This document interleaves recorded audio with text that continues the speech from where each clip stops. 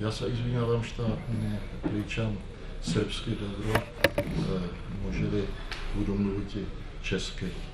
A tady kolega Mišo to přeloží. Razumeli ste nas, izvinjavam se što ne zna još toliko dobro srpski. On će govoriti na českom, a ja ću u skladu sa svojim skromnim mogućnostima prevoditi. Obično to radi moja supruga, ali prehlađeni smo obodvoje jako. Izvolite.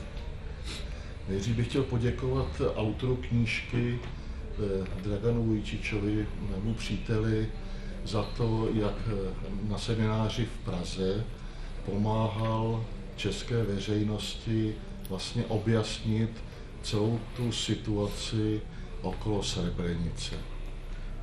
Najpre bi zahvalio našem zajedničkom prijatelju Draganu, autoru ove knjige, koji je već gostovao kod nas kad smo napravili konferenciju Istine i laži o Srebrenici u Pragu i koji nam je pomogao svojim izlaganjem u Pragu da objasnimo istine i laži. Jak jistě víte, v západní Evropě, v zemích, které jsou členy NATO, jako je i Česká republika, se šířila protisrbská propaganda celá 90. léta. A bohužel výsledky této propagandy jsou cítit dodnes. Nažalost, kao što znate, Česka republika je član NATO-a i inače na zapadu se dugo širila neka neistina o Srbiji, propaganda o Srbiji, a ti ogranci te propagande se vuku i do danas.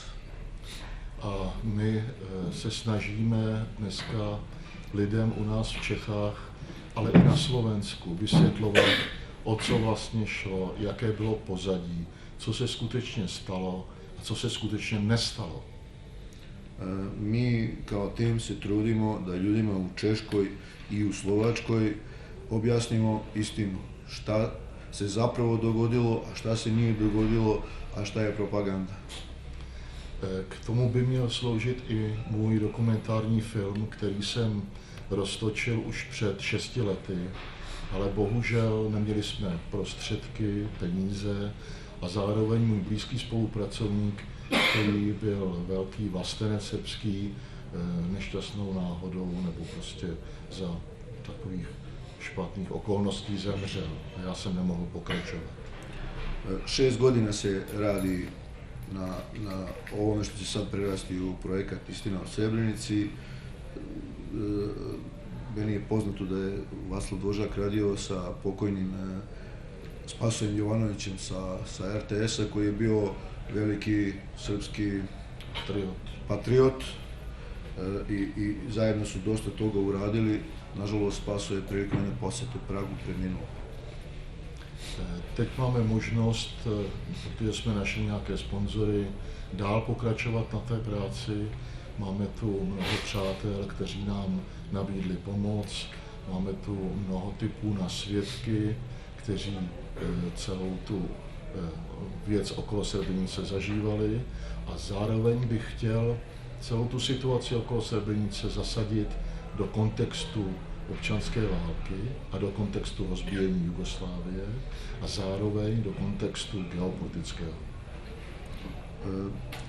Sad situacija izgleda bolje jer smo našli neke sponzore, a imamo i ponude od dosta ljudi dobre volje da finansijski savladamo taj projekt. Inače, film bi išao u kontekstu geostrateške pojave kao što je bilo razbijanje Jugoslavije i inače bi i pokazao u tom svetlu bi se bavio tom tragedijom koja se dogodila u Srebrenici. Chtěl bych říct, že film o Srebrenici nebude srbská propaganda. Já jsem Čech a rád se koukám na věci, jak se skutečně staly, bez toho, že bych měl nějaký ideologický brýle, nějaký skřivený pohled.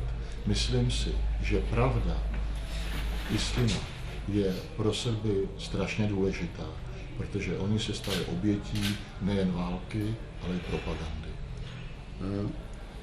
Film neće biti prosrpski, film će biti objektivan, U filmu će se tražiti samo istina, jer to se duguje u najmanju ruku srpskom narodu, koji je zapravo žrtva sve te propagande i žrtva toga rata.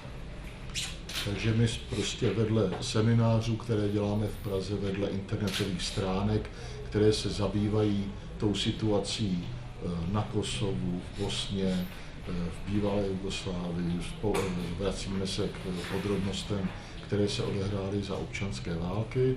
Zároveň se snažíme české veřejnosti vysvětlit, co se odehrálo a jak my, Češi, jsme se dopustili velkého hříchu na našich bratrských národech Jugoslávije a Srbije. Se ide u tom kontekstu da su Česi napravili jedan velik greh u to vreme kad se to događalo bratskim narodima sa ovih prostora. Za sada tamo ova grupacija ima odlične internet stranke i radimo zajedno na tom, radimo na propagaciji istine. Mimo toga radimo i konferencije koje su kvalitetne i dobro posjećene o istini, o događajima u Jugoslaviji. Što si to zapomnilo? Nezapomněl. Okay. Já myslím. Děkuji za pozornost a myslím, že bychom měli velmi poděkovat Draganu Vujčičovi za jeho práci, která je velmi dobrá, prospěšná a my se budeme snažit, abychom jeho knihu i převedli do češtiny. Hvala vam za pažnju, hvala Draganu Vujčiću na dobroj knjizi. Mi već radimo na tome da njegovu knjigu prevedemo na češki jezik i da mu uradimo jednu posebnu promociju te knjige u Češkoj Republici.